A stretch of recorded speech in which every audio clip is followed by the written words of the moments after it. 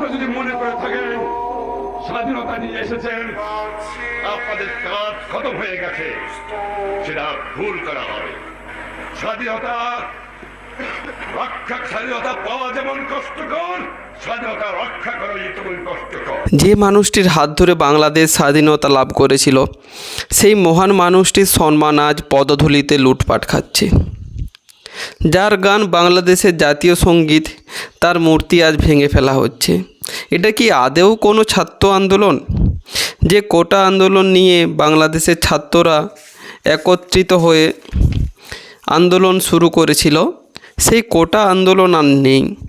তা পরিবর্তন হয়ে তৈরি হয়েছে এক চরম দুর্বিষহ অমানবিক লড়াইয়ে, যেখানে সারা দেশ জুড়ে শুধু দেখতে পাওয়া যাচ্ছে হিংসার লীলা খেলা। এই আন্দোলন যখন শুরু হয়েছিল তখন সবাই ছাত্রদেরকে সাপোর্ট করছিল। পরবর্তীকালে বাংলাদেশ পুলিশ যেভাবে ছাত্রদের উপর গুলি চালায়, তা কোনোভাবেই মেনে নেওয়া যায় না। ঠিক এর পরেই ছাত্ররা ক্ষোভে ফেটে পড়ে। বাংলাদেশ সরকার তাদের এত ভয় দেখায় যে তাদের মধ্যে ভয় জিনিসটাই উঠে যায়। একটা কথা আছে যে কাউকে এতটাও ভয় দেখিও না যে তার অন্তর থেকে ভয় নামক বস্তুটাই উঠে যায়।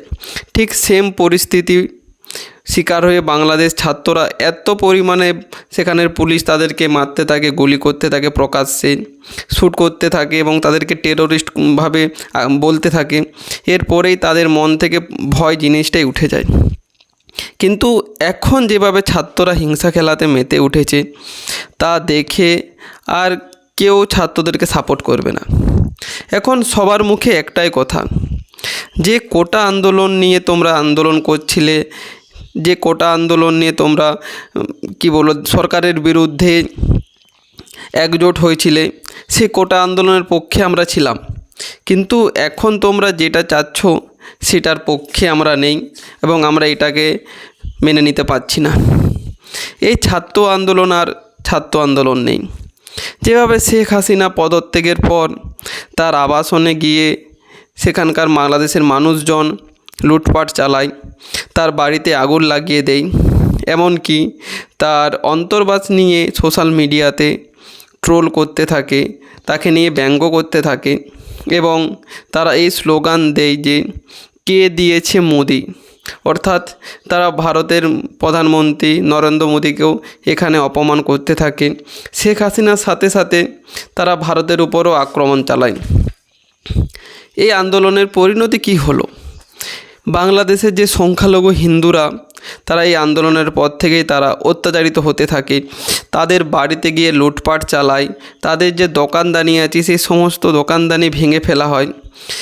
বাংলাদেশের হিন্দুরা এখন ঘরবন্দি, তারা বাইরে বেরোতে পারছে না এবং দেশ জুড়ে জাতীয় সম্পদ ধ্বংস করে ফেলার লীলায় মানুষ মেতে উঠেছে।